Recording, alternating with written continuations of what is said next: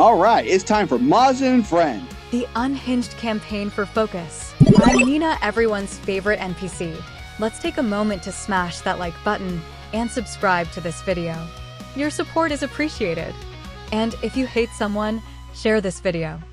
Once more, this is Majin. I have stepped away from the dice to bring you news from the world of weaves. What excites me, what's going to excite you. You heard him, Dizu, so I'm going to go ahead and put this Oedipus and feet trigger warning. For all your safeties. That's not necessary, Nina. This episode Away from the Dice will not be about Oedipus or feet. Oh, really? Then should I take it down? Let's just leave it there for safety. But no, I am here to talk about what took place last month. People have been asking my opinions on it, and I have kept my silence for too long. You know, try to stay bipartisan, not to let too much of my personality, my own opinions get in the way of my audience. But sometimes certain things take place that you can only stay silent for so long. That you can hear the other side, you can see these things take place, and say nothing. I can't keep going on and not say anything about this at all. That's not who I am.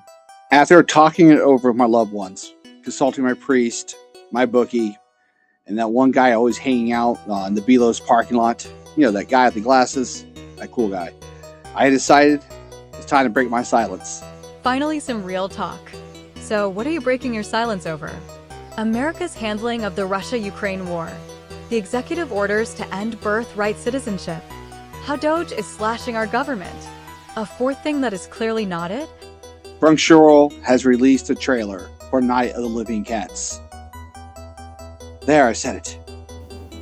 I didn't want to believe it, that such an anime could exist behind Crunchyroll's paywall where licenses go to die. It's a tragedy. So Night of the Living Cats. So nothing groundbreaking or important to anyone with more than 2 testosterones.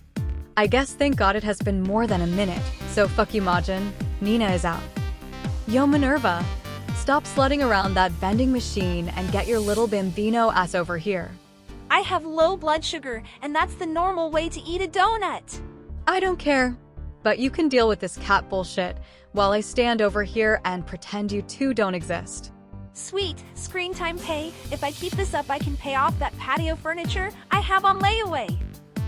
Wow, everything's so much brighter over here, and there is no smell of shame and weeb sweat. Damn, Nina, you have your whole life ahead of you. Wait, are you telling me that the smell of sugar and roasted garlic is his sweat? Alright, powering through. We don't need to talk about that. So, Minevra, Night of the Living Cats. Any insight on this? Honestly, of all the zombie parodies I've seen, I think this one will be the best. It's going to take, I can see this thing playing out all the tropes. The betrayal, the guy who's all in for himself, the person willing to sacrifice himself to protect everybody else, but set with super cute cats. Can you think of a better scenario than that? Oh God, what are you talking about?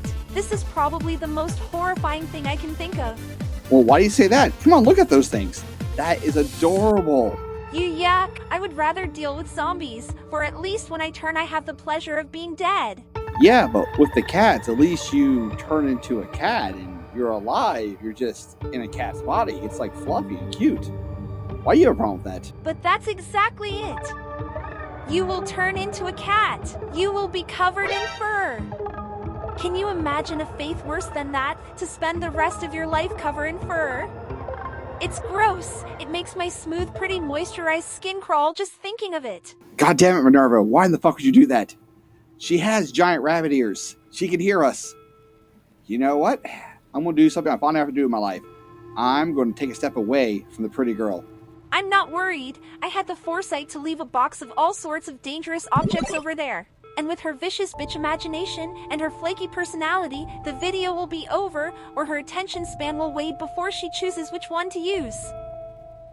You know, that's actually pretty brilliant. Well done. Alright, so let's talk about this video, shall we? So, despite your fear of being a furry, I still think it's an excellent idea. This is probably be kid-friendly. Assuming there's no cussing and there's no sexual activity in it, which, being an anime, there's a good chance it will. I can actually probably show my kids this. So there'd probably be some fear, there'd probably be a lot of yelling, controversy, fighting.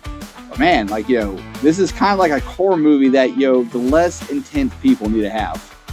Man, can you imagine Resident Evil like this? You will be doomed plain and simple.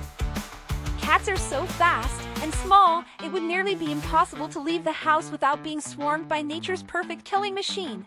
Yeah, speaking of nature's perfect killing machine, should you be worried about her yet?